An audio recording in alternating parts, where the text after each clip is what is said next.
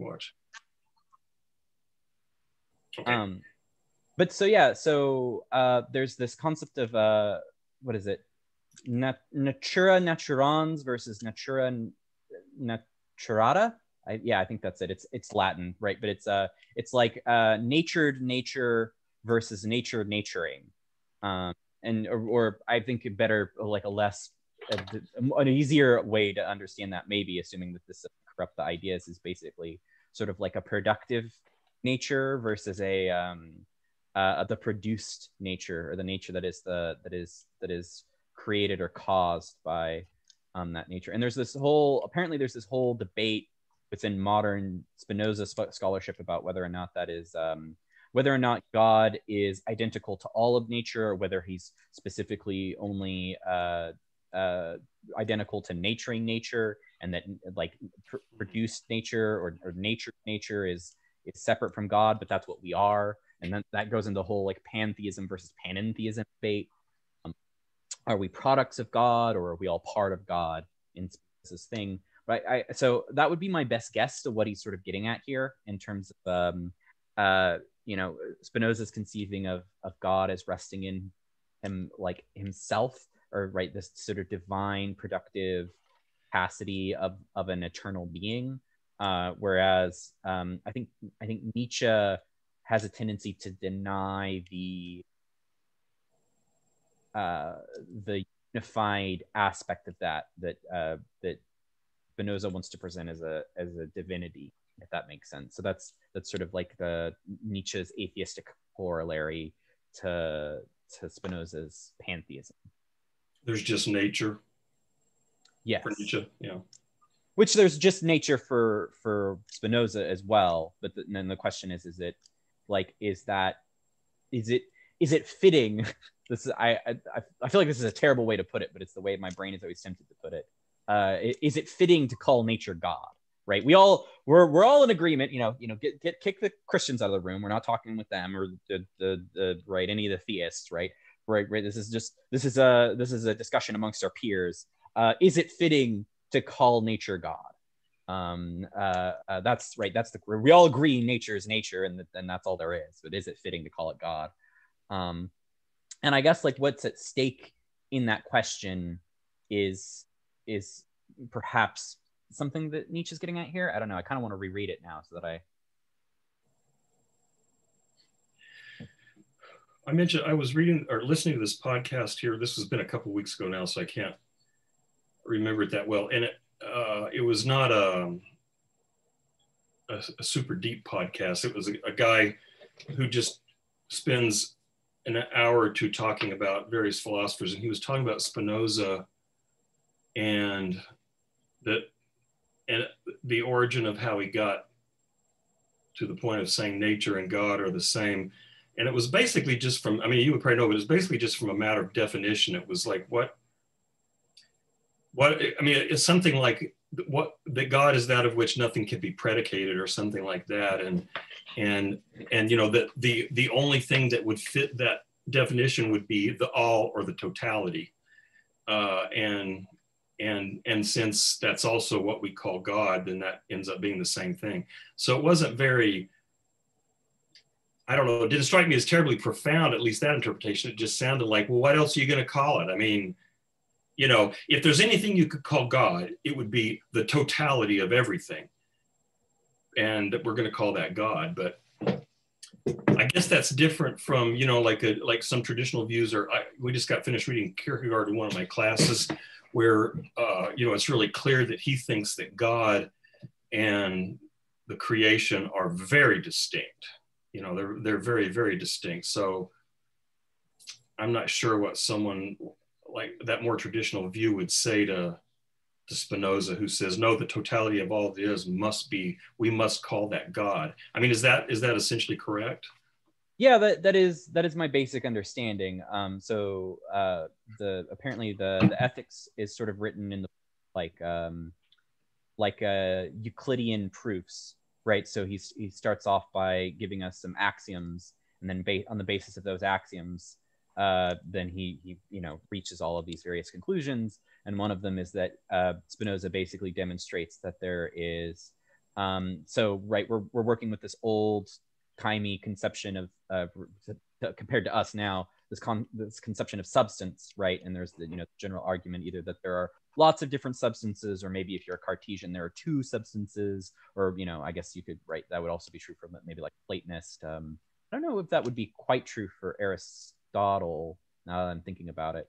But regardless, right? So but basically, what Spinoza demonstrates is that well, there would have to be some substance that has an infinite number of attributes, and then he demonstrates that if that's true, then there can't be any other substances, because it would have to share in some of the attributes that belong to that one singular substance that has all of them, that has an infinite number of attributes. So therefore, there can only be one substance. And if there's only one substance, then everything is all just that one substance. So if everything is all just that one substance, then we can call that God, right? Now, right, I do think this always makes me feel very cheeky when I claim to be a pantheist, because one of the things is that it's like I always feel like I'm actively presenting a traditional apologist argument, like the Kalam, right, like the cosmological argument.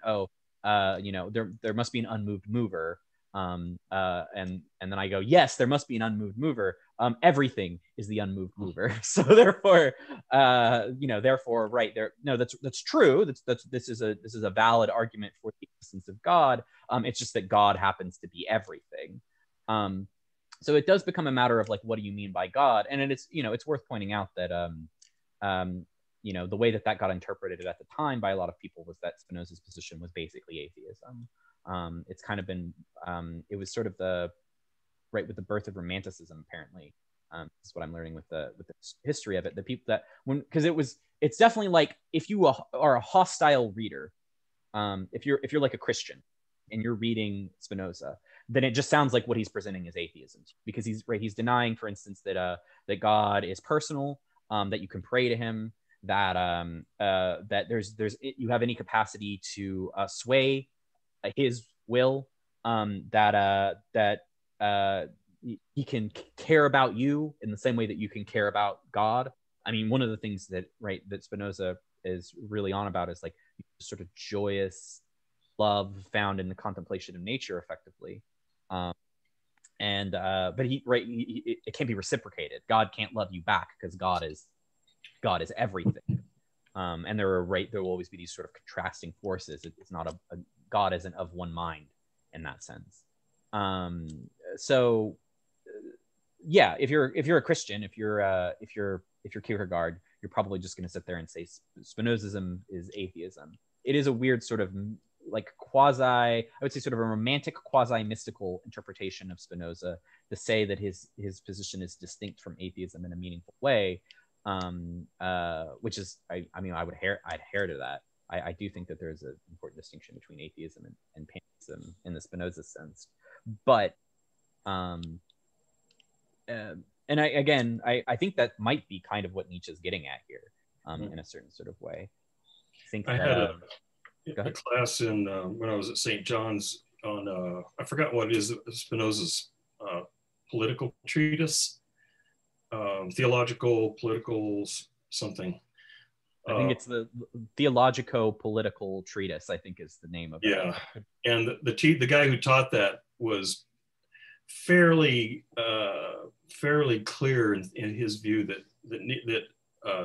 Spinoza was an atheist who was trying to kind of sneak one in, and he was an atheist pretending not to be an atheist, so he could kind of slide atheism into the religious community where it could fester and so on. But the guy who taught it was also a Thomist who later converted to Greek Orthodoxy. So he wasn't exactly a dispassionate reader of Spinoza. And that take is so funny to me specifically because if that's what he was trying to do, he failed utterly, right? All of the religious authorities were immediately like, this is fucking atheism. You are a heretic. We are burning all your books, right? And I mean, they didn't even publish these things until after he was dead. And like his views were well known because he was corresponding with people, so news about him and as a figure got out. But like the apparently the right, his friends all got together after his death to publish a bunch of the stuff, like the treatise, theologico-political treatise, and the ethics. If I remember correctly, the first publisher publish his work in Germany, like they didn't even want to publish it under their publishing house's name, so they created a pseudonymic publishing house to publish the book under. Oh. So it couldn't be traced back to them. So yeah. If that was the goal, then it was a failure. I get the sense that that Spinoza was quite aware that even if he put all of this stuff in this way, that it was going to be treated with the uttermost contempt by the religious community, because he had already experienced that contempt, right? He'd already been kicked out of his synagogue and forced to live a sort of a quiet, out of the way life, and to maintain his like intellectual independence. And nothing about how Spinoza acts or like nothing about how he like lived his life leads me to think that he would ever be willing to compromise with religious authorities. I mean, so one of the things that like Leibniz, right, was a contemporary of his, who I believe lived like, was either in the Netherlands or it was like right across the border from the Netherlands. Yeah, but he was teaching at a university there, and he convinced that university to offer a professorship to Spinoza. And the only condition for it was that in his teaching, Spinoza couldn't say anything that would, sort of basically insult the established religion area. It's not even that he had to like say that he believed it, right? It wasn't like he had to stand up there and say, oh, sure, I'm a good Christian and I'm argue for that or whatever. He just had to not say anything against it, and he refused it, right? Spinoza refused to take the professorship. So if that's true, then why the fuck would Spinoza like thin down his work by he really was an atheist, but he used this pantheism stuff as a cover? Like, why the fuck? Like, wait, nothing about his personality, the way he lived his life, or the way that he taught makes me think that's true. But a lot of people believe it. It's weird. Yeah, this guy, I could find his name, but the guy whose podcast I listened to, he had 2 lectures on Spinoza, one of which was mostly his biography, and he cast him as quite a hero, and sort of an intellectual hero, in the sense of a person who refused to back down, no matter what. And he had apparently one of his friends converted. I think it was a Jewish friend, converted to Christianity. I'm sure lots of them did, but this guy became a real Christian. I mean, it wasn't just to get out of trouble. And so this guy quoted from a letter that Spinoza wrote in response. And so this guy was hammering on him and saying, you're going to go to hell, and you're going to, your life could be so much easier if you converted to Christianity. And, basically gave him Pascal's wager and said, you really ought to convert to Christianity, blah, blah, blah, blah, blah. And he just was hammering on him with these letters. And Spinoza's, one of the response that he wrote was basically the thinking from the ethics. He says, I can prove deductively that you are wrong, and so get out of my face. It was like, yeah, you can say all that shit, but you're wrong. Right. And he was having none of it. He's a very impressive figure in that sense. I mean, I do worry sometimes because so many people have such a like horrific presentation of him that I worry that it is like coloring too much my perception of him and as a thinker, as in a writer, kind of like what you were saying. Like, I guess this is why I was asking you that question about your statements about that Deleuze excerpt, was basically just like, well, I worry about that a lot in terms of like my interpretation of these characters. And I think at the very least with Nietzsche, I'm aware of some people who just hate his guts. and are willing to say like they're willing to just be straight up like, I think this guy is terrible, and right, and I feel like I can benefit from that because I can listen to them talk about Nietzsche, and I can get a sense of it. But with Spinoza, I mean, I guess there are like these Thomists who hate him and think he's some sort of weird atheist or whatever.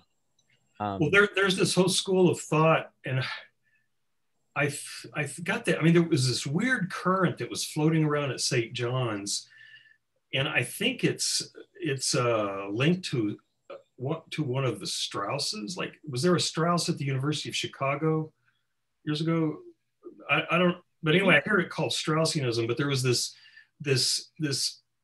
sort of theory that never quite broke the surface, that apparently some of the people there held, was that there were all these great thinkers that presented beliefs that they themselves thought were false, because they thought they would have the value of preserving the world. It was kind of like, Nietzsche's worry about what happens when God dies, the world's going to fall apart. And that there were people who presented ethical and theological arguments that were really just bogus, but were intended to hide the absurdity and terror of human existence from the populace. And apparently one of them, I don't know, I don't have a name, but one of them went so far as to think that Jesus did that Jesus was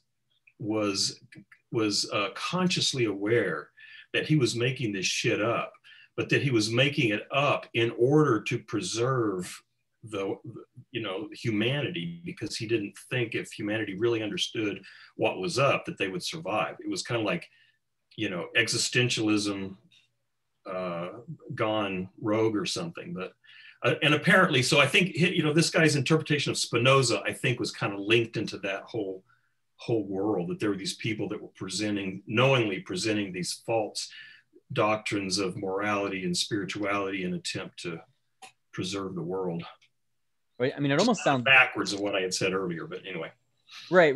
I mean, it almost sort of sounds like it was the reverse of that, in the sense that like Spinoza is some sort of demon, and he knows that if he just tells everyone that atheism is true, that they won't believe him. But if he makes them misunderstand what God is, then he can trick them into being atheists, but not knowing that they're atheists because they claim to be pantheists, which is so funny to me on so many different levels. It's very convoluted. Yeah, it is a very I don't know, in one sense I'm sympathetic to it in that I don't know, as like a teenager I was really into Gnosticism, and I was really into the concept of hidden knowledge and transcendence and stuff like that, and that's always been like a I think both a current in Christianity specifically, and then it just seems to be something that like human thought likes to do. I don't know. I'm always thinking about the what is it? The Buddhist open palm teaching. Are you familiar with that one, or is open that a palm? Yeah. Doesn't strike any memories. The version of this that I've heard is it might have, I think it was from when I was reading about Theravada Buddhism. This I forget if it was the doctrine or the teaching of the open palm, but it was basically this idea that the Buddha isn't presenting you a closed fist; he's presenting you an open palm, which is more or less just a way of saying he doesn't have anything up his sleeve. He's just offering you his teachings. There's nothing secret here. There's no right. If you think this is wrong, then it might well be wrong. But this is his honest teachings, right? There's nothing hidden here. There's nothing to unravel or to unveil. And it seems to me interesting to like have some, because if I remember correctly, this teacher was explicitly attributing this saying to Siddhartha, right? Like explicitly saying that this is a thing that he said about his own teaching at some point, which I know with the Pali Canon. I mean, it seems like the Pali Canon's probably better attested than some of these other things, like the Bible or the. But the other thing that I like about it is that kind of doesn't pretend to be, right. It's like the Pali Canon is actively like, yeah, so just a bunch of dudes like sat down and they were like, oh yeah, I remember some shit that the Buddha said, and then they wrote it down, and it might be wrong, or it might be misremembered, or it might get mistranslated, there might be some misunderstandings because it was originally in what Pali, which was like a local language that had evolved from Sanskrit, and all those various sort of factors. So it's just sort of like, yeah, I mean, this is a work, that one, and because I like that one. I like the doctrine or the teaching, I forget, whatever, of the open palm as as a statement of honesty, right, about like your philosophical project, right? My philosophical project might be wrong, but at the very least, like I'm presenting to you what I actually think. The other one I liked was the raft teaching. I don't know if you've don't know that one either. God, it's like there's another one that, if I remember correctly, is attributed to the Buddha, though again it might be apocryphal, where he says his teaching is like a raft, right? So how do rafts work? You have to cross a river, right? You come to it, there's no bridge or whatever. So you go and you collect some logs and you lash them together and you make a raft river. And now you're on the other side. You leave the raft there and you leave and you go, right? You wouldn't carry a big heavy raft of sticks around on your head and bring it with you everywhere you go, right? So the idea is this, that teachings have a specific purpose. They are to get you from point A to point B. And they might not be any good beyond that. And certainly the intention of them isn't that you're going to bring it everywhere with you. Oh, is it from there? Well, I know there's a story in the Pali Canon where sorry, Eric. I'm sorry, Eric. I should. We're both talking a lot. Yeah. It's a problem. There's a story in the Pali Canon where I believe it's in Pali Canon where Buddha's in a forest with a bunch of his disciples, his monks, and someone asks him a metaphysical question about what's the nature of the soul or something, and he picks up a handful of leaves and he says, "This forest is full of leaves, but this is all I teach: suffering and the end of suffering." So it's not exactly the same thing as you were saying, but that's one thing that at least some Mahayana Buddhists like Zen focus on and say you ought not to be so distracted by metaphysical speculation, because the main point as a practice is what is the cause of suffering and how do you stop it? Mm-hmm. So that's the piece.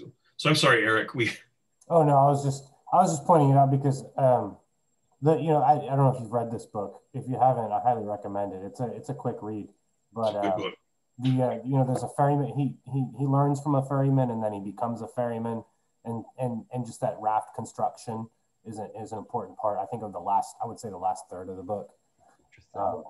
But I'm glad we brought the discussion back around to suffering, because Nietzsche says that suffering is very good. Right. It's not a Buddhist. Well, the odd. Well, I don't know. Because so Nietzsche says somewhere. I think it's in the genealogy toward like the very end. The problem is that our problem isn't suffering. Our problem is that suffering for which there is no explanation. In other words, if we can have an explanation for why we suffer, then it's not so bad. But if suffering is absolutely senseless, then that just drives us insane.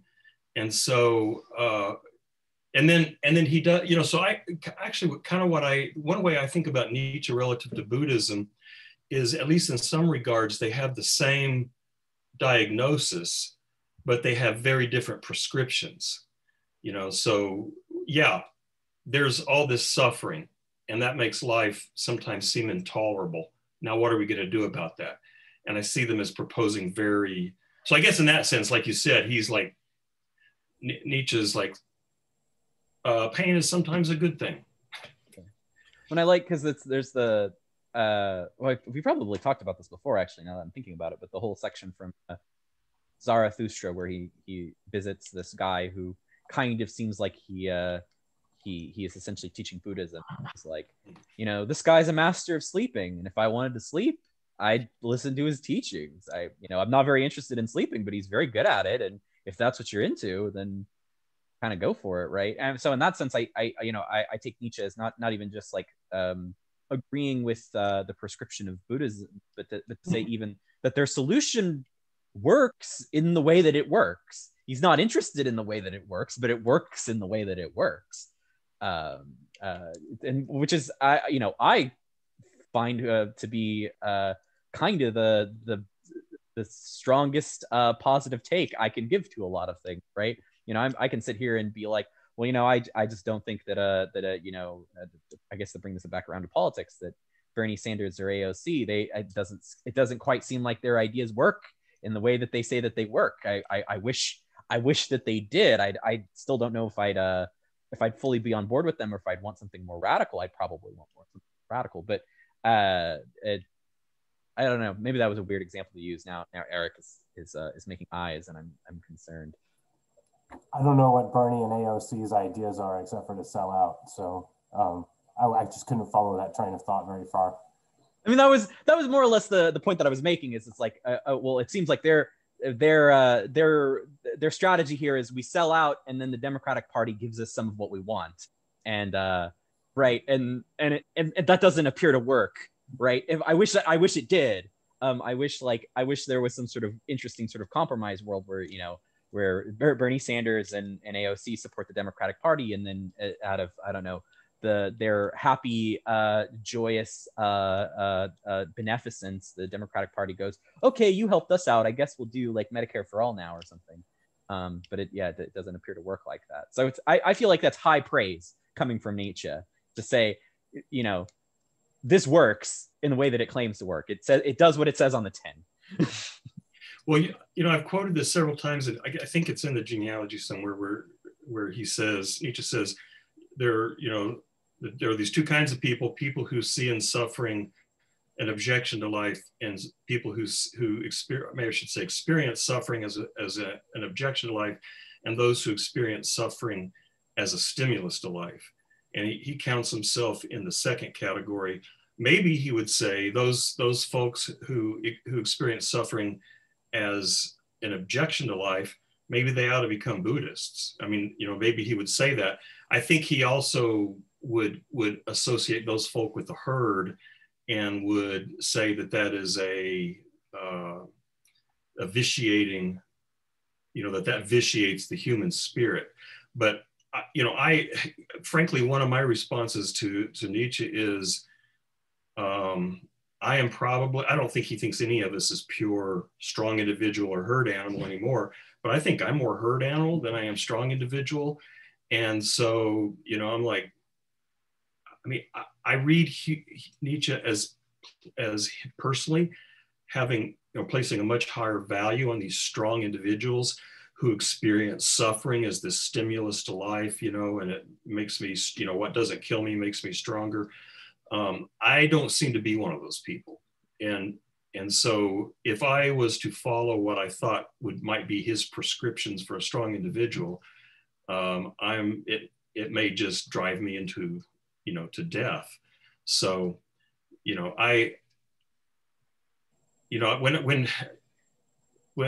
give interpretations of Nietzsche that may perhaps some people think are obnoxious, that doesn't necessarily mean that I endorse them in the sense of I personally want to live by them. I just think I think this is what Nietzsche means, but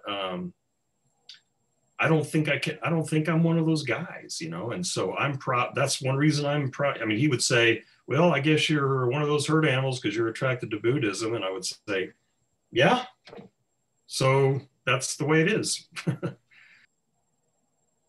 Yeah. I can see that. And I could even see him being like pretty understanding about that, and basically just going like, yeah, okay, as long as you admit that there's a difference between these two types of things, then if you want to pursue the thing that appears to cohere more happily with your nature, then go for it, right? And be the best Buddhist that you can possibly be. That he wouldn't phrase it that way, but I could see Nietzsche saying something along those lines. I guess the way I see it is that Nietzsche wasn't sort of like naturally a strong individual, or like he was born that way, but rather he had some will to become that. And I think so much through his readings, I see him struggle with this question of what am I in this, or like what is my place in this. And however much I can talk about what I think these different sort of groups of people are, the only way that I can be a strong individual is by constantly trying to be a strong individual, despite no matter what it is. And I mean, you could probably argue that that led to his death or his, you know, him going insane or whatever. But for him, that I think was important. Like he would rather be a strong individual who went insane rather than kind of give in and accept the fact that maybe he wasn't naturally that person, or that it was hard for him to do that. And I think that goes in line with this sort of concept of suffering. Like, you know, I think that he was suffering and wanted so desperately to believe that it affirmed him and that it made sense and that there was meaning to it and he could do something with it. And so he creates this entire philosophy around that, you know, and yeah.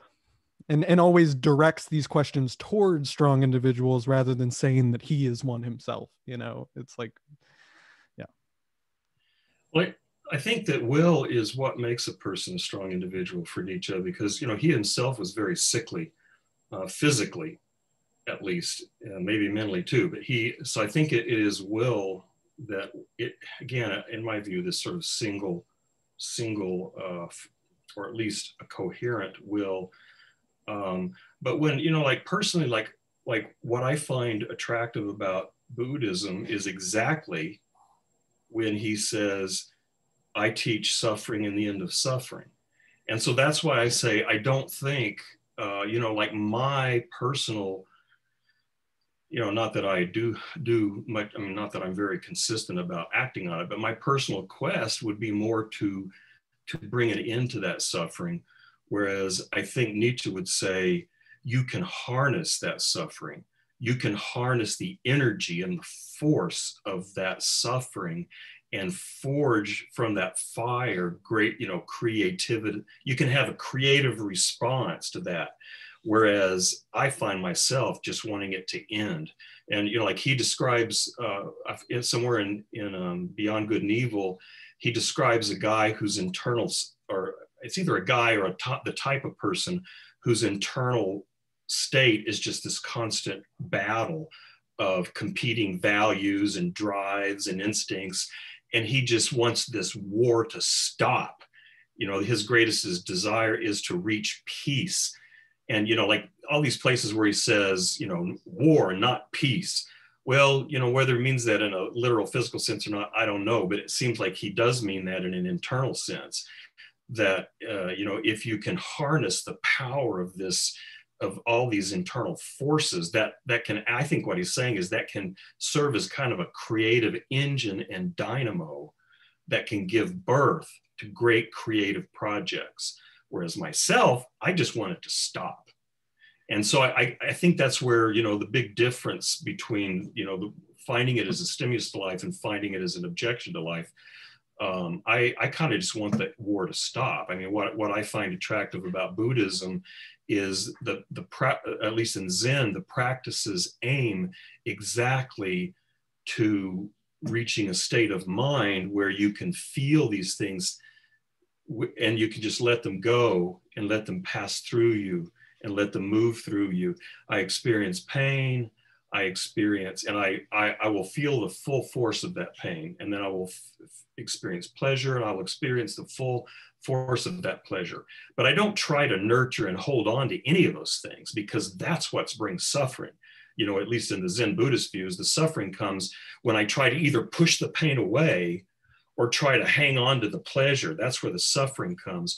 Whereas, you know, I think Nietzsche might be saying, it's okay to hang on to that stuff.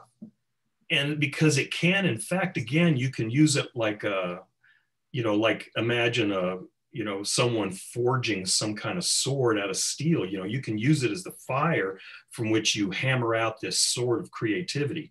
And I'm not sure I want to do that. I'm reminded of how trees go stronger with strong winds. You know, apparently, you know, people tried to grow trees in tree houses that didn't last very long because they didn't have the resistance of the wind to firm up their trunks.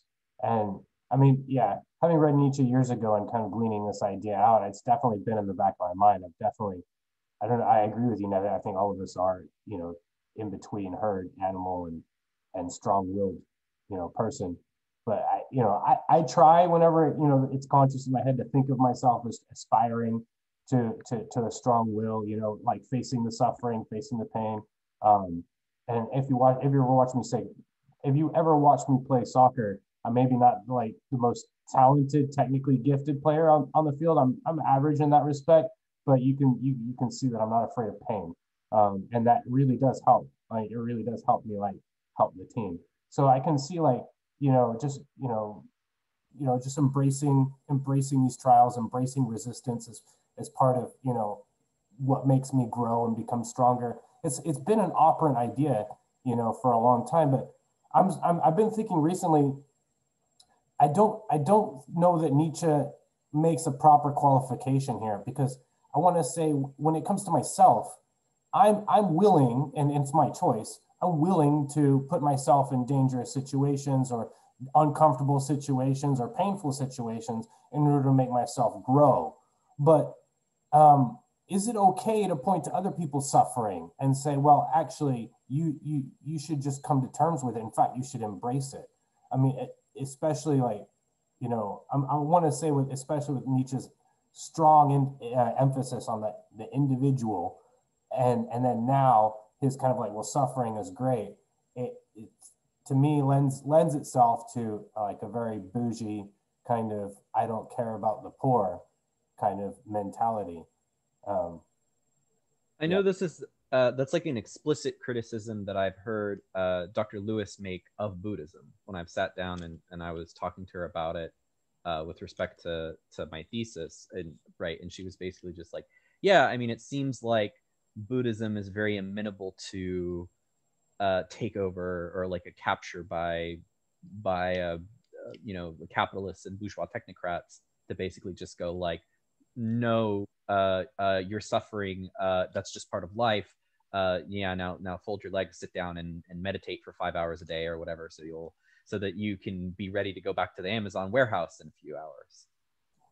Yeah, I think from my perspective, Nietzsche's perspective is exactly that, of like, if you can use your suffering, then you not only understand it and can empathize with other people, but you're also being productive with it. So that's the path towards simultaneously dealing with your own self, but then also recognizing it in other people, and not trying to say, look, there's a path to no suffering. Because for me, from my perspective, it's like, I like the idea of Buddhism, but it's impossible for me to know if I'm in that perfect place. And my own doubts and my own confidence will tell me, it's like, okay, well, if I sit with this sort of suffering or this feeling, and then I let go of it, well, what's the difference between letting go of it and running away from it? I can't know for sure if it's the right time to let go of it, if I have sat with it long enough, or all these things. And so it's like, for me, there's this sort of lack of confidence in my capability to know whether or not I am running away or holding on, or neither. And so if I'm incapable of knowing that, all I feel like I can do is do something with it. And so like, one of the main things I feel like I relate to Nietzsche about is this doubt, this lack of confidence, this sort of inability to know for sure whether or not you are not suffering or running away from your suffering, and for me, those distinctions get blurred, especially when I'm interacting with other people, and when other people see my life a certain way, and my vision of myself is affected by other people's vision of me. And so there's this just kind of space where it's like, I'm very aware of the fact that, yeah, I can think of life this way and I could probably be happier, but how would it affect the way I interact with other people? And am I recognizing what they see in me, and that for me makes it a lot of things unclear. It's like, if I believe this to be true, but everyone around me doesn't, what is true? And so for me, I think that it's just a hard distinction to make. And so that lack of confidence leads me to want to just sort of attempt to make something out of the suffering, because I have a hard time knowing what else to do with it, or whether or not I'm dealing with it correctly, or, you know, whether or not this peace is real peace, or me just trying to convince myself that I'm at peace. And you know. I'm not sure what's the difference between feeling peace and trying to convince myself I'm at peace. But I don't know. But when we're talking about other people, you know, what do we do with this kind of passage? Like, you know, he wouldn't be saying anything to other people, but section 325, I'll just read the whole thing because it's only a few sentences. Who will attain something great if he does not feel in himself the power to inflict great pain? Being able to suffer is the least. Weak women and even slaves often achieve mastery at that. But not to perish of inner distress and uncertainty when one inflicts great suffering and hears the cries of this suffering, that is great. That belongs to greatness. And I was thinking there was a similar passage in this book, but in Zarathustra, I'm calling from memory, but my recollection is that at one point he says, my greatest temptation is pity. I think that's the Kaufman translation. You know, and in the genealogy, he talks about the Vikings and how they had to harden their hearts against pity. You know, Wotan has put a heart of stone in me. And so, you know, I'm wondering, what do we do with those kinds of passages? I mean, I have a very Deleuzian interpretation of that, in the sense that we were talking about earlier. Like, I have an interpretation of that passage that I don't know if it's honest to what Nietzsche is saying, but it's more honest to what I would wish he had said, if we're gonna use that phraseology. I mean, it seems to me that I think I've used this example before, right? I mean, I found the process of deconverting from Christianity incredibly painful. Like, I was very disillusioned. I was depressed. I couldn't see like a logical way out of it. And I didn't see a right, like, sort of a way to make sense of the world without it as a tool. And obviously I got past all those things.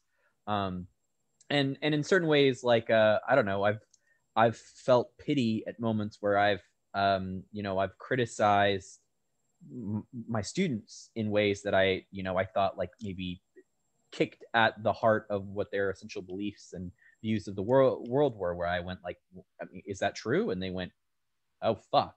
Right. I think I've literally had students say, oh, fuck, in response to that. So, you know, part of how I would want to begin thinking about the concept of being able to inflict great pain in that manner is to be able to inflict pain in a manner that unveils, unravels, enlivens the person, not in the sense that not in the sense of myself as a vast malicious adversary tortures the hero until they're strong enough inside to actually become the hero that the narrative wants them to be, but to be a disillusioner and to be a destroyer of persons in their stupidities and in their specificities. Now, is that what Nietzsche means here?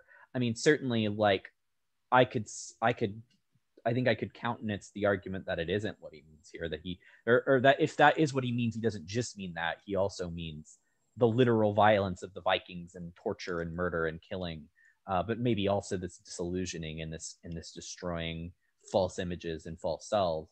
I find that interpretation to be, or my interpretation to be a more useful interpretation in terms of what I want to do, but maybe I'm flinching at doing the kind of violence that Nietzsche wants us to do. I do think that there's a difference between, so Nietzsche, when he talks like about the Vikings and about the ancient warriors, and he says all these great things about them, I don't think that he intends, that he is promoting that kind of behavior today, because I think, on my view of Nietzsche, he thinks that the human species went through this, I'm guessing he would say biological, but I think in contemporary terms, it would be more like biological and social and cultural evolution, where a lot of the characteristics that he praises in ancient warrior types are, you know, to use a sort of a Freudian thing, are sublimated in contemporary humanity. So those same kind of features end up being more psychological and ethical and moral and social than they do like literally going out and killing people. But he does never, but you know, the confusing thing is he does praise people like Napoleon and Caesar Borgia and things like that, which confuses things. But again, he seems to like people like Beethoven and Goethe more than he likes those guys anyway. So I think of it as, you know, not a literal valor saying we ought to act like those guys, but some of these characteristics have value. But I think on a cultural level, he may be still, in some ways speaking, somewhat, I don't know if literally is the right word, but this is the last few sentences of section 318, which was also in this reading. The section is called Wisdom is Pain in this edition.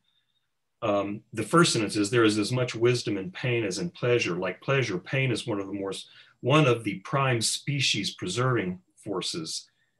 You know, he seems to be thinking sort of evolutionary ways of thinking here. Then the last few sentences, they are the heroic human beings, the great pain bringers of humanity, those few or rare ones who need the same apology as pain itself. And truly, they should not be denied this. They are eminently species preserving and species enhancing forces, if only because they resist comfort and do not hide their nausea at this type of happiness.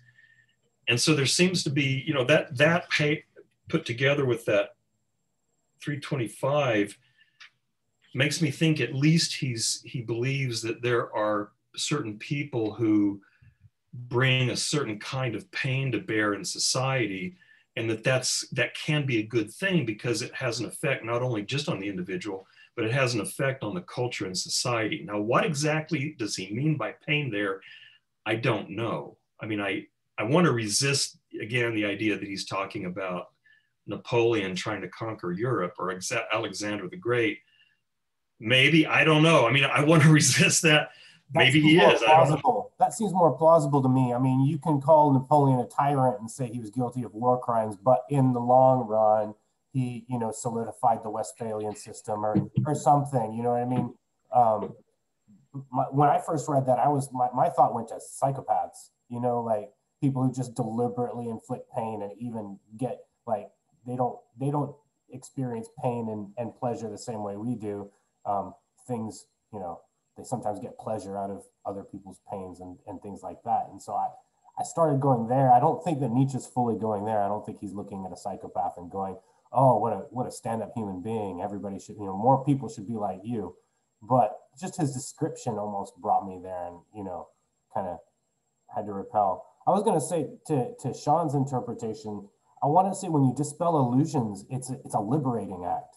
And so, I mean, I think of it that way most of the time, and maybe that's just a matter of habit on my course, on my part. But I feel like if that was what Nietzsche was getting at, then he would have used some kind of liberation or something, freeing you of your illusions, of your shackles, of your false beliefs, allowing you to, you know, explore new horizons. And it would have been couched in those kinds of terms rather than, you know, haha, I disrupted your deep-seated belief and caused pain. Enjoy it, you know. Well, I would agree with that, but we are on a section that I forget if I mentioned this earlier because I know I was thinking about saying it. We're in a section that's simultaneously talking a lot about like knowledge and information and then pain and the connection between those two things. And it does seem to me like there's first of all, there's like a cause effect fuzziness going on here. And this is one of the things that I was like obsessed with when I was trying to write my thesis, was like, okay, so you could say that like pain teaches you things, but you can also say that sometimes like knowledge is painful in its acquisition, right? I can learn pieces of information that are painful to me, and that I wish weren't true. Given Nietzsche's general hostility to, hostility, but right, his general emphasis of the idea that overbearing emphasis on the idea of cause and effect being so discrete and distinct, we should probably toss that out, then I think it just makes sense to think of pain and knowledge as not identical, because obviously he mentions, for instance, that there's as much wisdom. He says there's as much wisdom in pain as there is in pleasure. Well, that implies that there's as much wisdom in pleasure as there is in pain, right? Vice versa. But I think there is something to be said there specifically about pain as a necessary aspect of disillusionment, and that is a matter of like the perspective of the experiencer, right? If I'm externally bopping you with that knowledge, then I might just get a rush out of it. But I think as you become more empathetically aware of what the other person's experiencing, I guess I can reference Zarathustra again. Right, the old man that he runs into, the first person that he talks to when he's coming down from the mountain, and Zarathustra, right, and he's talking to this old holy man, and the old holy man still believes in God, and Zarathustra goes basically like, actually, you know, like we should stop this conversation now, before I have a chance to take something away from you. And it seems like what he's worried he would take away from the monk is his belief in God, and the way that's informing his relationship with nature, and the time that he's spending in the wilderness, right, apart from humanity. So I think that Nietzsche acknowledges that the process of disillusionment can be painful for some people. I think this is why I tend to think of academics as sadomasochistic, right? Eventually you just learn to associate the pain of being disillusioned with pleasure. And so then we find it purely liberating, but I think it takes a while to get there, right? It's something that you have to learn how to do to get off on the pain of finding out you were wrong about stuff. Nietzsche says another reason philosophers in particular are masochistic is because we require ourselves to look at and contemplate painful ideas. And so, you know, like when I first started thinking about determinism, for example, which, you know, I know not everybody here, you know, I'm not even sure exactly how I think about it. When I started thinking about it seriously, it caused me a hell of a lot of pain.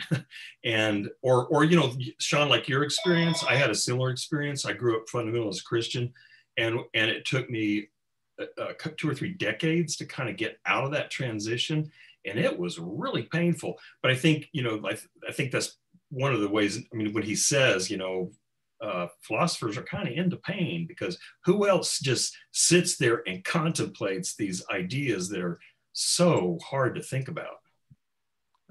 Yeah, and I think that to go off this sort of liberation and dispelling your illusions, a problem that I have is that, you know, if there's an illusion in myself that I am slowly dispelling, I am also dispelling the person I was when I liked that illusion, or when I was into that illusion. And so by dispelling that, I'm bringing shame in my own perspective. I'm bringing sort of shame onto a certain part of myself. And this is totally my experience. I'm not saying that everyone does this. But in doing that, I am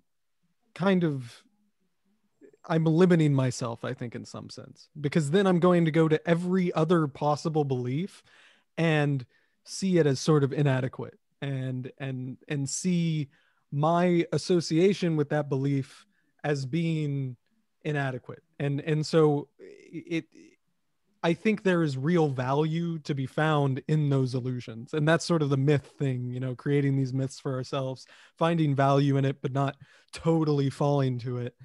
So it's like, you know, I just find that in my own experience, when I'm trying to sort of dispel these illusions to be more free, I'm also in another sense limiting myself, because I'm starting to see the problems in all illusions. And I'm starting to create this idea that it is all an illusion, which I do truly believe in some sense, but hidden, kind of implicit within that, is this idea that I should reject all of it because of it. And so, you know, it's like, I think there's definitely value in dispelling it.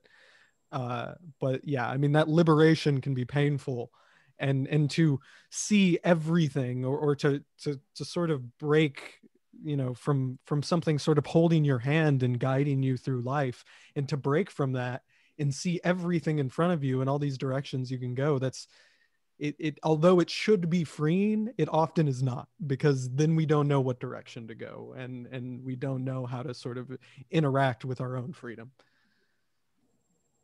I like the phraseology that Rick Roderick uses, talking about Heidegger, about the type of sort of freedom that's being suggested by his conception of authenticity. What is it? It's a hard kind of freedom to want, is I think the way that he phrased it, and I think that well describes a lot of like philosophy. Basically, that's you think about the Stoics or the Epicureans or Plato or whoever, and you're just like, that's a hard kind of freedom to want, guys.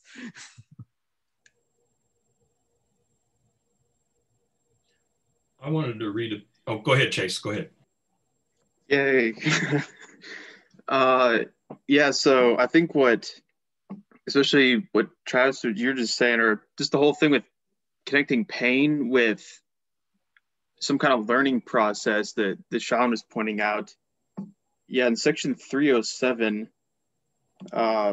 he talks about that as,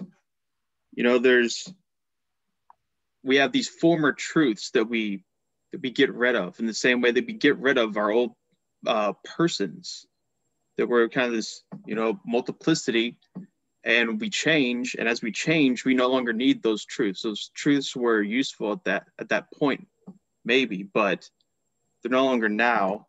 And that's this kind of, shedding of your skin. So I think you can see it as what's really important is that process of actually, giving birth to a new you.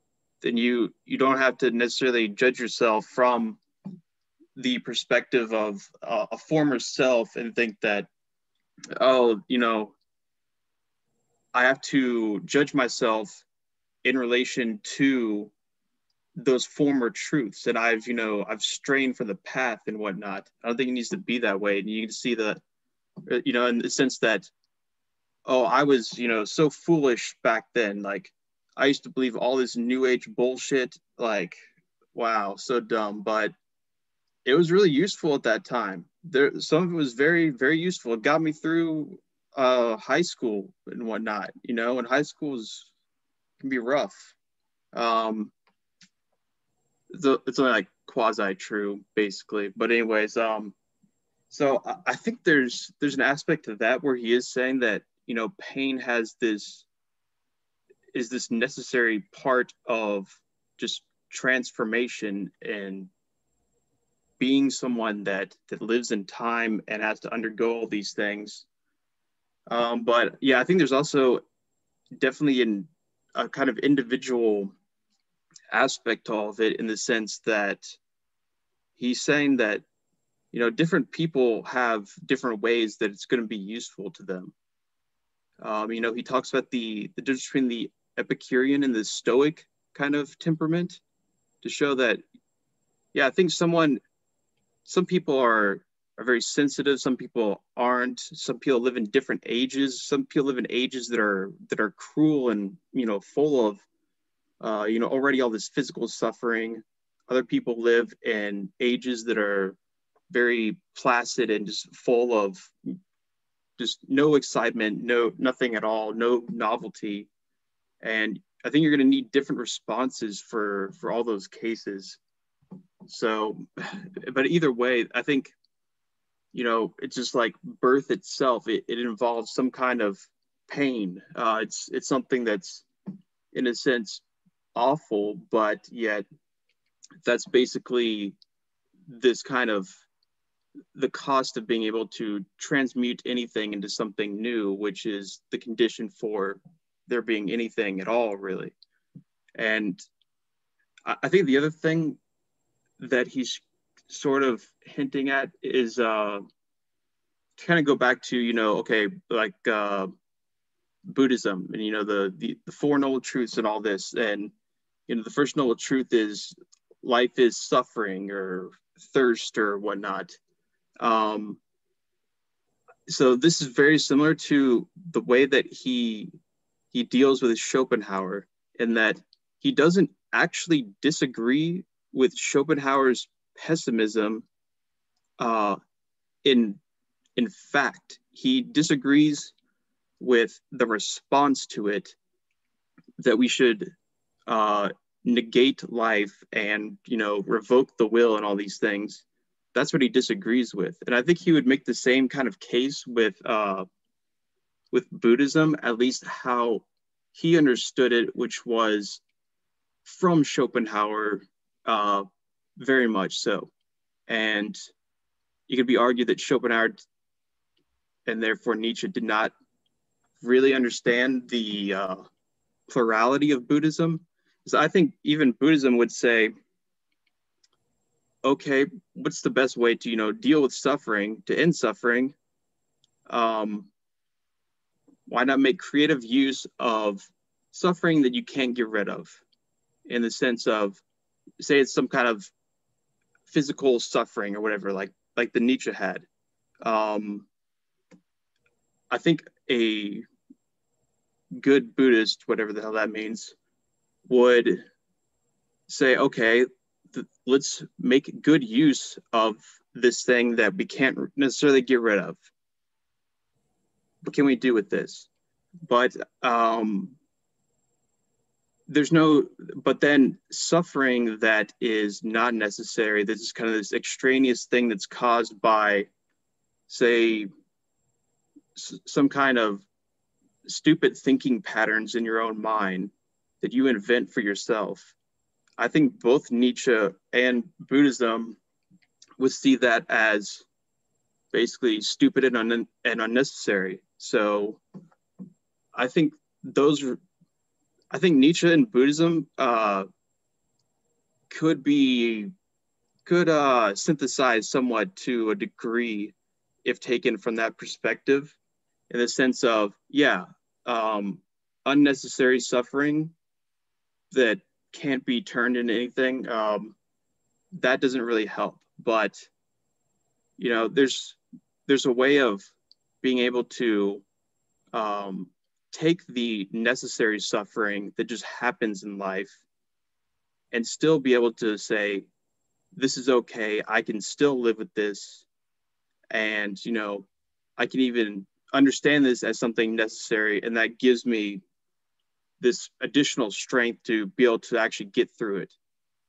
And so I think there's that aspect, but then I think it's also something like he wants to be able to take the worst thing possible and to actually say from that it's still okay. Life is still worth it, even if life basically sucks. And that's the thing. Okay, so especially seen from like a larger perspective or whatnot, you know, there's just the way that life and just biology and everything is, and social dynamics, there's going to be lots of pain, lots of suffering. That's going to be a part of life. But basically, does that mean we then say basically no to life because there's a bunch of suffering? He's trying to basically get you to stop thinking in terms of moral evaluation of life. Basically, life is what isn't suspect to moral evaluation. I think that's what he's trying to do. He's trying to get us to see life from an aesthetic perspective, in the sense that even pain can be, you know, a part of some creative whole when it's mixed in with other things. I think if it's all just pure suffering, well, that doesn't even really make sense. But I think that's what he's really trying to do, and that's what he saw as the alternative to Schopenhauer and that kind of nihilistic pessimism that preached, you know, renunciation of life and whatnot. Is he said that basically, if you could see this as like a child playing, that the child is the time. So you got this from Heraclitus, but basically Heraclitus said that the aeon, the time, is a child at play. And this is something that, if you could see that, you know, just life in general is this kind of joyful arising and cessation of forms in a kind of play, then you can kind of see that, oh, you know, the life, the death of any one thing is just a part of this larger process. So I think that's kind of what he means by this aesthetic way of looking at life. But I think it changes as he goes on. But yeah, that's my take on all those things. Yeah, I want to say that because you brought up that passage, which is exactly what I was kind of unconsciously thinking about while I was talking, because I really related to that passage. And I don't know, I guess it's just something that I'm currently dealing with, is like, I just think that that what Nietzsche is trying to say is that there's a danger in seeing the dispelling of illusions as this sort of arbitrary and impersonal thing. Like you are now on a higher level, or you are now like prepared to sort of experience things different, or I think that that's all true, the experience things different, but that you're on a higher level, or that you have it's weird because it's very subtle, the difference, because I do think on some level you've grown, but not necessarily in this sort of like more definitive direction. I just think that life is this constant shedding of skin, in a sense, that you have things that you're attached to, and then eventually you don't become attached to them anymore. And in this sort of life, if you are growing and if you are continuing living in a Nietzschean sense, you are going to continue to dispel illusions. And to stop dispelling illusions is to stop sort of living, in a sense. And so to see like one illusion as, oh, I dispelled this illusion, and then now my life is characterized by the dispelling of that illusion, I think there's a problem in that. But I think that all of us as philosophers see that, understand that, I guess, that sort of our experience of reading and learning is a constant dispelling of illusions, that there is no essential illusion. Yeah, really. I kind of am. There is no essential illusion that we need to dispel that we can move forward. It is everything, and that all those skins that we shed are significant to us. You know, they're not sort of things we should be shameful of, but rather the only reason that we are here today. And so to reject that illusion, or at least see the problems of it, is valuable. But, you know, in the same way that Nietzsche respects Christianity, but is also very vehemently arguing the problems with it, you know, I think there is this value in sort of not entirely rejecting it and remembering it, not only as something that has value, but as a part of you. So, you know, the last sentence of that section 307, we have to negate because something in us wants to live and affirm itself. And then this is almost at the end of 337, this is a section where he's making this distinction between, as he does, well, this is long-lived physics, but he says, where is that? This is where he's talking about those people who can create values. This is almost at the very end. We, however, want to become who we are, human beings who are new, unique, incomparable, who give themselves laws, who create laws. To that end, we must become the best students and discoverers of everything lawful and necessary in the world. We must become physicists in order to become creators in this sense. And so I think, and again, this is, you know, my reading, where this business about the higher individual or the stronger individual, the person with the strong will. I think that even the shedding is, at least for certain kinds of people, I personally don't think he would say that the shedding goes on incessantly and forever, but that it's part of this process for becoming who we are. And so I think he would say that we shed what is unnecessary, or at least some people do, shed what is unnecessary in order to become who they are. And that is a possible project, at least for some people. And it becomes sort of a manifest. So I ideally, I mean, frankly, I don't think I'm one of those people who are likely to do this, but that ideally I would be shedding all these things. And I think that, like Chase said, I think there's got to be a certain amount of adaptability. I've got to be able to adapt to the particular situation. And so what I shed one place might be something different from another place.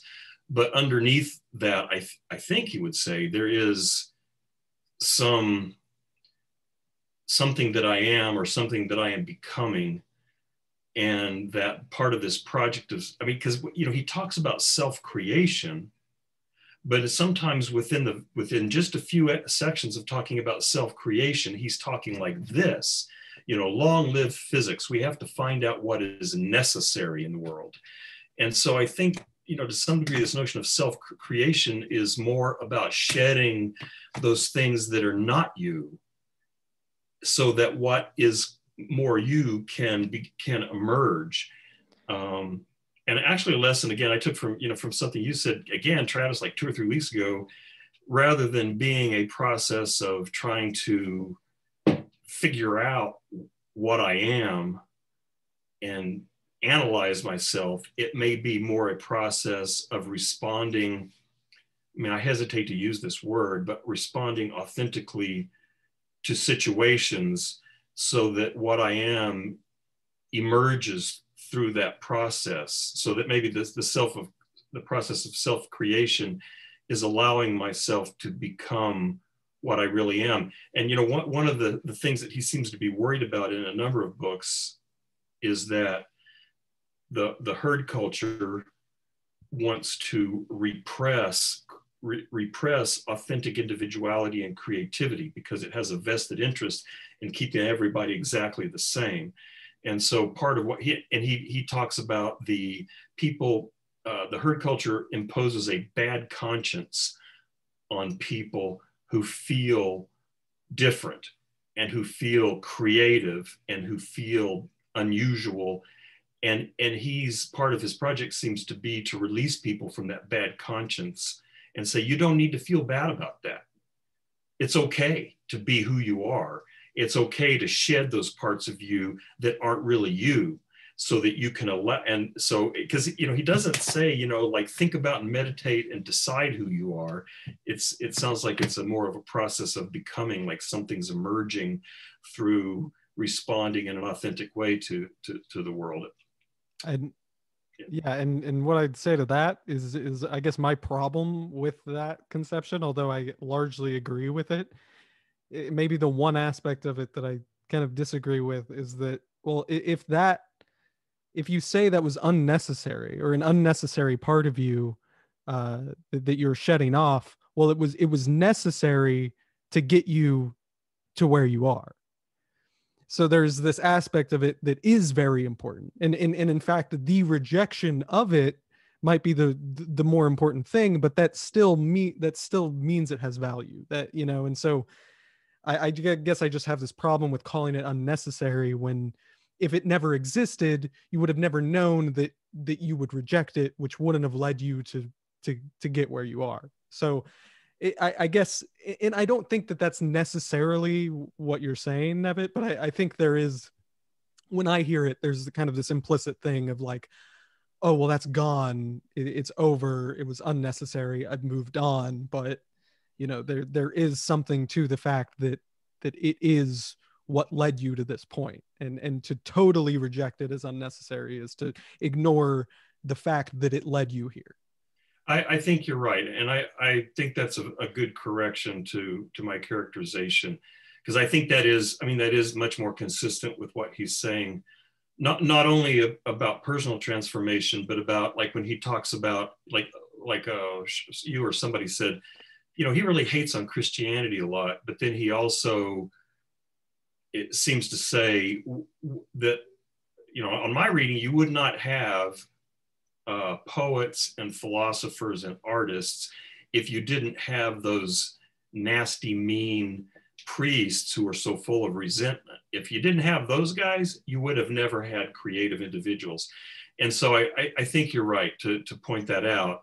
And then also I think Chase's point is important about, I mean, it's a good insight for me to remember that I think he's right in that he doesn't want us to moralize that stuff. Because I think maybe when I say it should be rejected or whatever, that's that sort of moralizing thinking coming back into my mind, you know, those shadows of God, he might call it, saying, well, if it's something that you shed, that now you have to assign that a negative moral value. That was bad.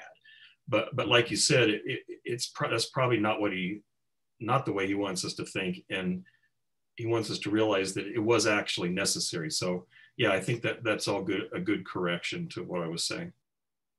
Can I like tie this in kind of, I guess, implicit or explicitly to a thing that we were talking about earlier, to this question of like, what do we make of this idea that he's saying of this need to like purposefully inflict pain, that the individuals, right, like the Napoleon Bonapartes or the psychopaths, right, and purposefully inflict pain on people, or you know, I don't know, they almost do it sort of as forces of nature, right? But now we're getting into we're deepening what is already a metaphysical discussion into some severe metaphysics.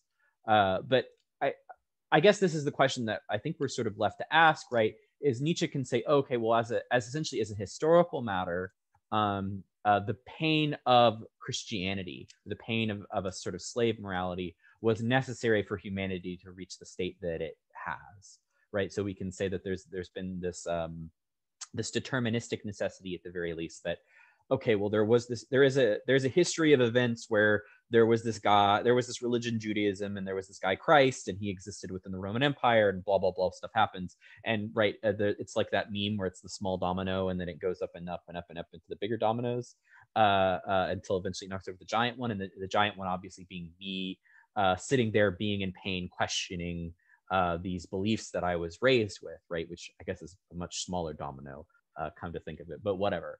Right, there's this necessary causality, but then I think the question that we're left to ask, and that's a little bit confusing to me, is do there need to be people who inflict pain in order to achieve certain kinds of transformations, right? Like if we're going to be aimed at something, if Christianity, for instance, was a necessary, this is beginning to feel Hegelian. I'm both like sad Hunter isn't here and glad Hunter isn't here simultaneously.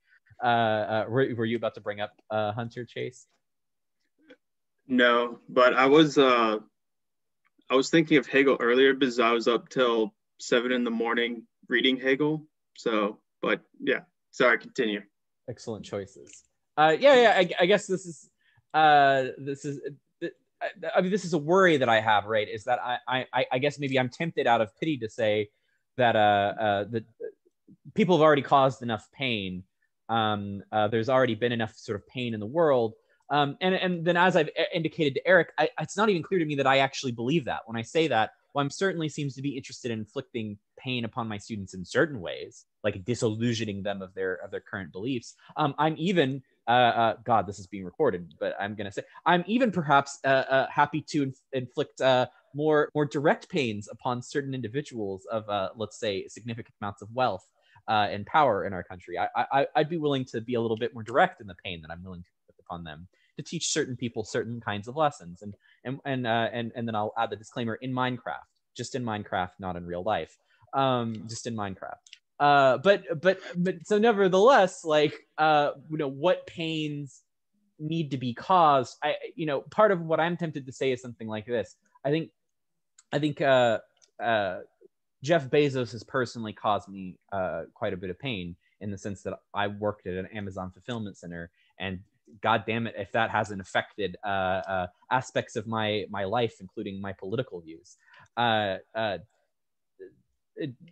one sense, and I guess going maybe to what Travis is saying in one aspect, I probably wouldn't be the person that I am right now like as a historical matter, because that event had specific effects on me, and that caused certain aspects of me to die and other aspects of me to be born. My intuition from that is a vicious despising of Jeff Bezos, and if I could spare other people that pain, I would. And what Nietzsche seems to be implying to me is that maybe I shouldn't do that. And I don't know if I agree with him, but so I don't know. I'll stop there and see what y'all make of that.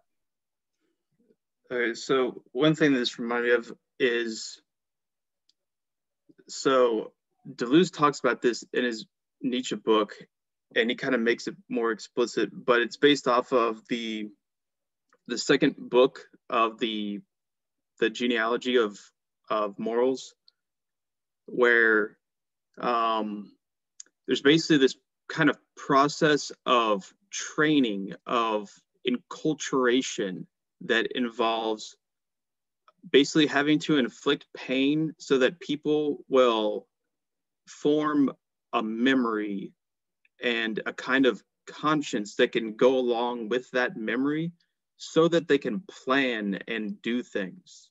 Sounds German. Carry on. Yeah, it does. Yeah, which is probably why there's an element of Hegel, I think, in there too. It sounds like. But anyways, yeah. So I don't know if I really German's buy all the way down. this idea, but I kind of see what he's saying in that. Okay, there's this process of basically pain involved that made it where people had kind of like toughen up. It's almost like like weight training. That's a bad metaphor, but it's painful. It hurts. If you do it right, not necessarily, but anyways, you're gonna be sore at least afterwards. If you go do a bunch of squats, you're gonna be very sore, very sore. It's gonna be painful. That's part of this process of transformation. I think he's got something like that in mind, but specifically, if you just read just go quick, just read the second book of the genealogy of morality. But anyways, I think that's kind of what he has in mind. This idea of people had to have pain inflicted on them so that they could actually form a different consciousness, in a sense, of actually being able to think in terms beyond immediacy. Hegel, yeah. So, yeah, I think, once again, I don't know if I buy this idea or really even like it necessarily, but I think he has something like that in mind, which is why he eventually kind of fleshed it out with the genealogy of morality. But that's at least what it made me think of. Yeah, I mean, I get the sense that a lot of people hold to. Oh, were you going to talk, Eric? No, go ahead. I get that view from my students all the time. I mean, I think I'm sympathetic to it under certain circumstances. So one thing that a lot of the graduate students have complained about, or they did at least when I was there, and I made this complaint too about the Texas State program, was that we didn't feel like the professors were being hard enough on us. And this was mostly a complaint that came from people who were like close to the end of the program, or they had already graduated basically. And it was basically just like, well, it would have been nice to have like some sort of consistency to my thought. And it seems like the only way that I could have developed that consistency is if somebody like put their thumb on me and made me think in a coherent way for deeply about something. And I think I've expressed this before. My version of that was to do a thesis, and I had to go around and beg people in the department to help me do a thesis, right? Just so that I could have that experience of like having a thumb on me and forcing myself to think consistently and deeply about something. And so the department is really good about sort of like facilitating, giving you lots of suggested readings and letting you kind of flitter around and do whatever you want. But it wasn't particularly good at making people feel like they were capable of this sort of consistency of thought. And it seems like there isn't any way to inflict that consistency of thought without making the process painful. But nevertheless, a lot of people wanted it, right? A lot of people, right, they looked back on their experience and were like, no, yeah, I wish somebody would have, you know, slapped me in the face and made me read 12 books in a row about the same topic or something, if that makes sense. On the other hand, I don't know, I have the same sort of intuition that Chase does, which is that I don't know how comfortable I am. I almost want to start making moral distinctions in a way that Nietzsche wouldn't really like, right? And saying like, maybe there are some instances of this that are morally acceptable and some instances of it that aren't morally acceptable or something like that. But then, you know, on what grounds and how would I justify that, basically? I was going to add a couple of things. You know, Travis was talking earlier about illusions and casting off illusions and how we regard those illusions after we've cast them off. And it kind of moved to the relationship between Christianity and everything that came after Christianity. I was going to bring in two lines of thought that kind of support my thinking that post-Christianity is very much informed by developments within Christianity. Kind of and echoing Nietzsche's comment, you know, the highest values devalue themselves. So I see like two currents that really work to undermine Christianity, and that was biblical scholarship and the scientific revolution. And both of those gained their force and momentum from within Christianity. Now, I know that a lot of people, you know, think of religion and science being at complete loggerheads.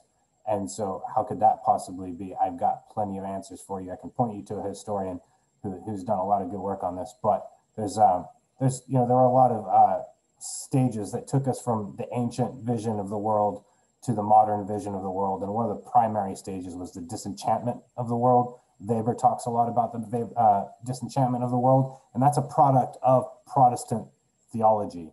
And that helped usher in the age of science. And that wasn't the only thing. There were a number of developments within Christian theology which prepared the ground for science, which then challenged Orthodox Christianity. But I think kind of, you know, the dynamic we were talking about earlier where, you know, you cast these illusions off and you don't need them anymore, and you just kind of negate them completely as if they're a false self that you can safely ignore. I think that kind of speaks to our current understanding, or that current understanding a lot of people have, that once upon a time, religion ruled the earth and they called it the Dark Ages and everything was so oppressive. And then people woke up and realized that it was all false and science happened and everything's so much better now. And I think that picture is false, you know, and I think the way it's false kind of ties into the correction that Travis was bringing in to, like, these you know, it was a necessary stage to reach who we are now, you know, and it's something you pushed against to reach this destination. So I just want to bring that into that aspect of the conversation. And then almost completely out of left field, it was because Nevitt read the one with the physicists. We must become physicists in order to be creators.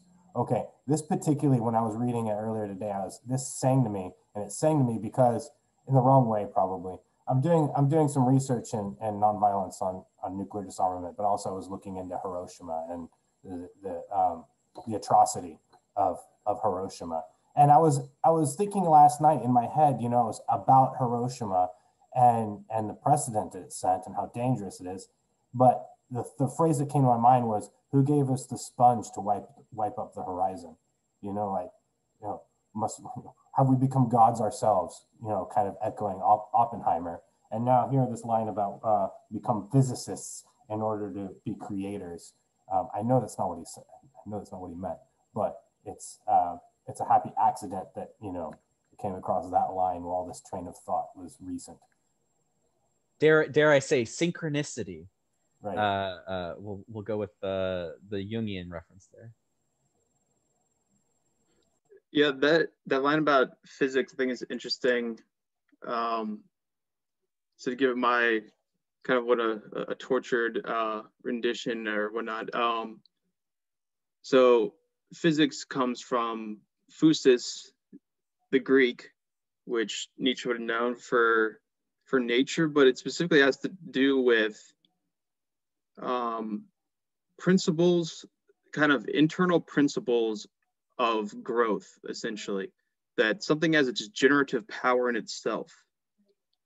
And I think that's kind of, you could see it as something like that it's almost a tautology in a way, that physics as nature, as a self-generating, self-affirming thing, is itself a creative act. And yeah, yeah. I also think there's a sort of empiricism almost here. And I'm looking at section 319, where he's beating up on religious people again. One type of honesty has been alien to all religion founders and such. They have not made their experience a matter of conscience for their knowledge. And then at the bottom, or a little couple of sentences further, even today, none of our dear religious ones, ask them. Rather, they have a thirst for things that are contrary to reason and do not want to make it too hard for themselves to quench it. So, I mean, and then on the next page, it talks about we reason thirsty ones. We want to face our experiences as sternly as we would a scientific experiment. We want to be our own experiments and guinea pigs. So, you know, I think part of the physics thing is related to that there's a kind of empiricism in the sense of, both reason and experience. So, you know, he says a lot of, I guess you could say, negative things about reason. On the other hand, in places like this, you see him criticizing people who are not careful enough thinkers, and who don't, in my view, that don't try to make their understanding of the world, or their interpretation of the world, are not willing to try to make it consistent with experience. And so I think there is a kind of, you know, I don't know about scientific exactly, but there's kind of a call, it seems like there's a call for being careful, you know, that our interpretations are consistent with experience and with reason in some regard. But, you know, again, he criticizes reason, so we have to be careful there. But, yeah, I think that's part of, so he's kind of saying that, I think to fully bring out this, you know, this creative power of self-creation and experimentation, we need to, in a sense, use all these faculties. And that's kind of how he would see them, as something not necessarily to have as your sole principle, like this abstract concept of reason alone, or just this abstract concept, or not even a concept, but just the whims of whatever you fancy, you know, that that's nice, I'll believe it, you know. So not, those would be two kind of extremes that lead to a kind of impasse that, and I think, you know, instead it's that creative tension of those two working on each other, almost in a painful way. That's what can really build great things, when you have something that is reasonable, but yet isn't bogged down in, you know, whatever calculator logic, or, you know, Bertrand Russell type stuff. I think that's what's really productive. And that's, you know, okay, why do we have the faculty of reason? Not so we can be human computers, but so that we can, when appropriate, you know, apply reason, but not be a slave to reason.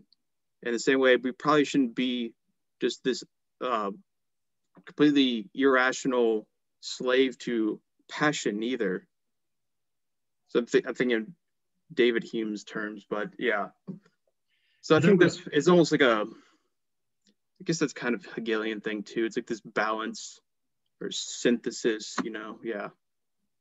Now, there was I think a passage early in the Gay Science where he said, you know, he said science, I think basically science is meaningless in the sense that it doesn't give any meaning to, you know, existential meaning, human meaning. So even though he's sort of saying, yeah, we need to, our interpretations of the world need to be consistent with experience, they need to be rational, but they need to have meaning. And that's not something that pure, I'm agreeing with you. I don't think that's something pure reason is ever going to give you.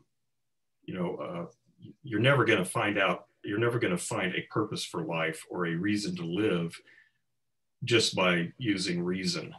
You'll never get there.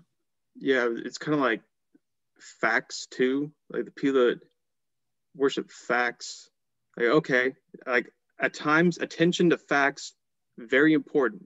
Being able to determine what's a fact and what's not, very important. But then again, if you want a bunch of facts, you can go look at a phone book. There's a lot of facts. Do they even have phone books anymore? I don't even know. But basically, you have to have a selective process that tells you, okay, this is a good fact, to utilize. This one is this phone number to, Anthony Roberts, who lives at this address. That is not an important fact. So I think, the way that science or like new atheists try to present themselves is that they alone are like these objectively rational people, that they are alone, possess like the facts, or, any kind of political ideology that says, oh, we have, this is it, the fact, at times, I think there is a time for, at times, doing something like that. But I think if you see it overall as just this, that just the fact itself without interpretation, that's bullshit. It needs to be contextualized in an interpretation, in a will, before it can, be made any use of and have any kind of meaning. So, yeah. And I think that's something that that's a criticism of any kind of dogmatism, whether it's atheistic or Christianity or whatever. I think it's a Heideggerian line where you can go further and say that when people are trying to reduce everything into bare facts, that this is already motivated by certain value judgments, and the whole process of how to do it is informed by value judgments that they've brought into it. So like, even if that's what you wanted to do, like, you can't. Yeah, I think that's right. And I think Nietzsche would say the same thing. He says, well, what is the need that is driving this activity? When I was a middle school teacher, we watched, this was many years ago, we watched a film about cosmologists, contemporary cosmologists, and they were talking about this desire to create a grand unified field theory, which has now morphed into the theory of everything. And he was talking, someone was saying, well, why? And through a few minutes of conversation, basically what he says is, it's an aesthetic judgment. We want to have a theory that explains everything because that would be beautiful. It would be a beautiful theory. And, so there's this aesthetic judgment that's like, why, like now, why do you want to unify general relativity with quantum mechanics? And again, it's fundamentally, it's kind of an aesthetic judgment. It would be really beautiful if we could do that. And it would satisfy my rational desire to be able to capture everything under a single framework. The system, like the Hegelian system builders, would be really nice to get all of this in one system. But, is that purely rational, really? Well, so another problematic that Nietzsche has is the problem of taste. So yes, we can talk about aesthetics, but there's also taste. To have good taste is to realize that capturing everything in a mathematical formula, that's not really aesthetic. That would always be some kind of a reduction to this, artistic formula that you would make a good analytic. That's a contradiction. I see Tarski rolling in his grave right now. I mean, you say that, I'm thinking of what is it, Fodor, in his critique of or what is it, the speciality of sciences, right? Even some of the analytics are in on this, to my experience. No, I exaggerated there with the analytics. Yeah. I do like dunking on Tartsky though. That's A++. But I mean, I was thinking of that specifically because of this mention of the, because I too was at one point captured, even though I never really went through the physicist training, was really captured by the beauty of this idea of having, like, I don't know, a single mathematical equation that you could use to describe everything. And part of why some of them are interested in it is the same reason why Einstein was so pissed off about quantum mechanics. I don't know how much you know about that, but right when Einstein first learned about the quantum mechanical theories, he's like, God does not play dice. This is wrong. And the specific theories, the mathematical theories for quantum mechanics are, quote, very ugly, unquote, from what I understand. I mean, I'm sure I've looked at the equations before in my life. It's very I don't have the mathematical sensibilities to be able to tell that they're ugly, but I trust these physicists when they tell me that these mathematics are actually very ugly. So that's why so many of them are obsessed with string theory, is because string theory turns what are otherwise very ugly equations into something that's much prettier. But the problem is that the problem is that they can't seem to find only one, and even their attempts to find to unify them all in theory don't seem to be going well. But Fodor, with the speciality of the sciences, the thing that he points out that I think is just very devastating to this way of thinking is just like, okay, so you've got like psychology, right? Like psychologists have not turned into physicists, right? There's no physicist psychologists yet. There are some physicists who are interested in elements in psychology, and there's some psychologists that are interested in elements of physics. But the fact that there's still an autonomous science, the fact that these various different sciences still operate without respect to this one singular equation, is just evidence that there's no point in attempting to reduce it down to that, right? Or at the very least, that our attempts to do so far have been unsuccessful. So even within like a sort of, I don't know, empirical analytic perspective, they've been able to step back and say, well, look, it still seems like the biologists are able to do biology without just turning into weird bashers of electrons together or whatever.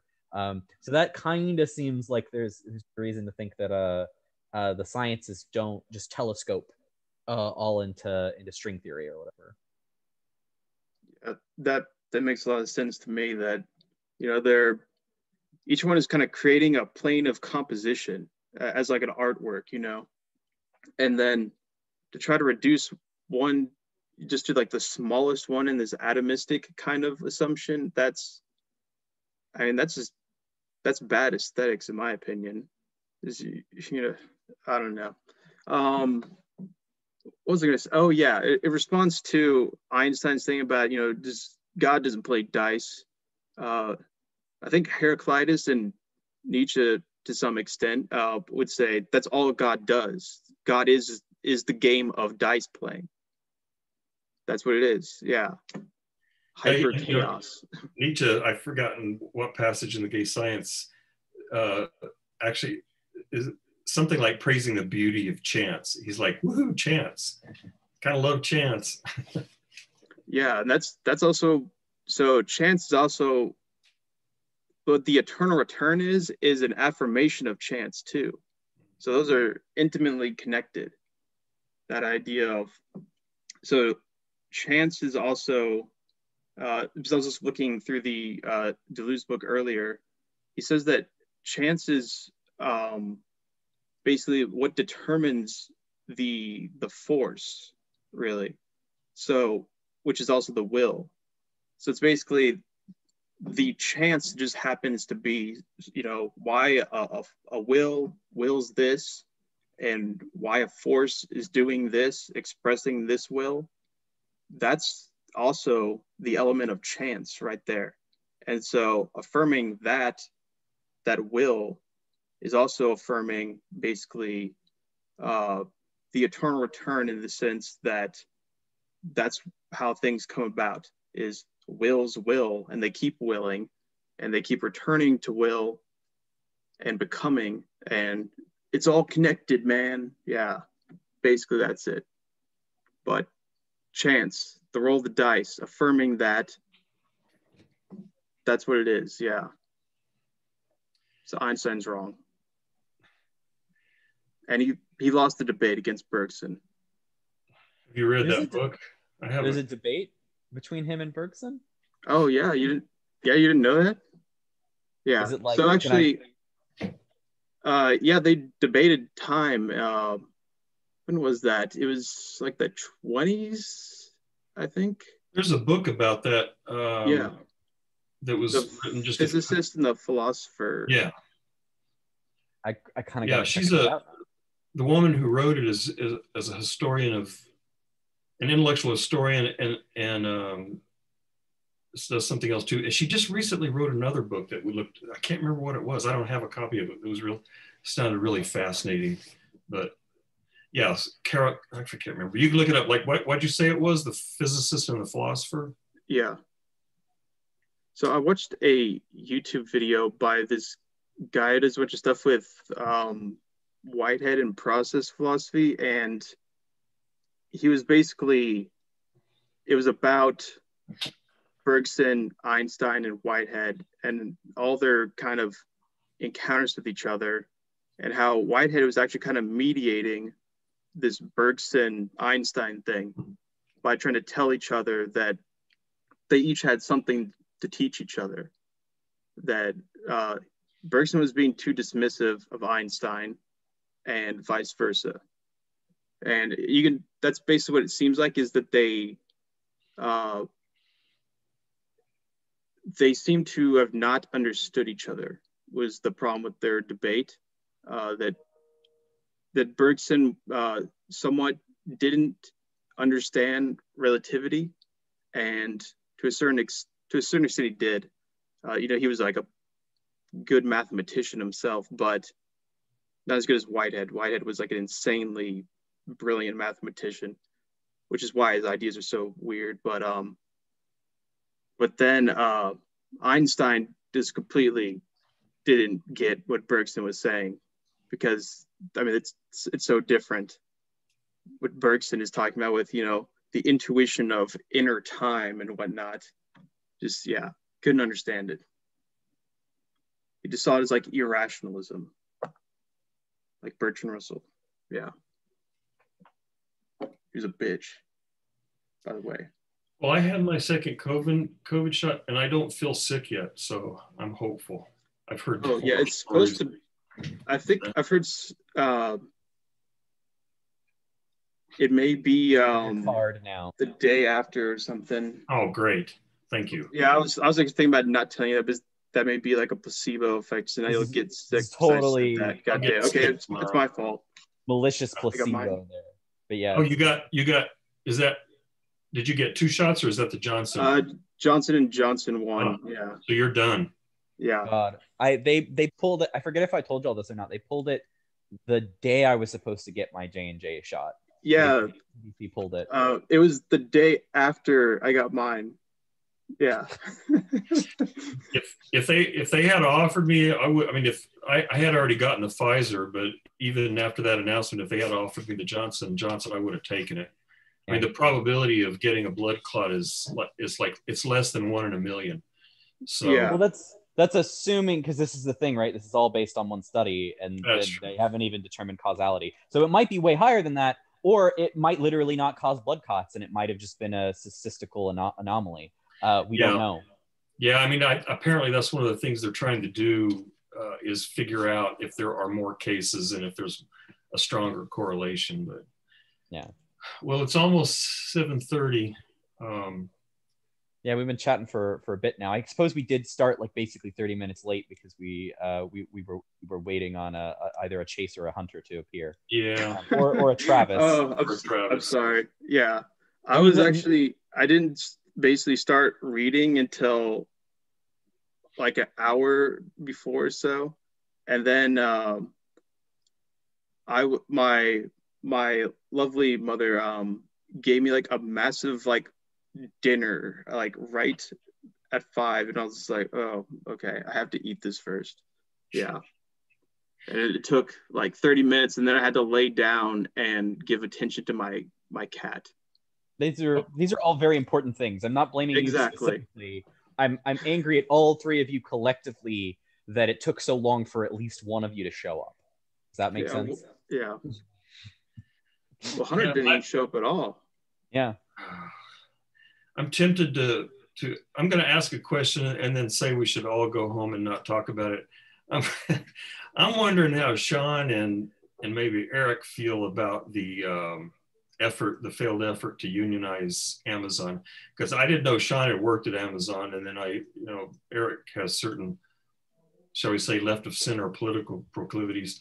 So I'm just wondering if you guys have any like 30 second. Well, I'll give my own one real quick. I'll say my dad was obsessed with me working for Amazon. He wanted me to work for Amazon until eventually I told him, stop telling me to work for Amazon. I will never work at Amazon.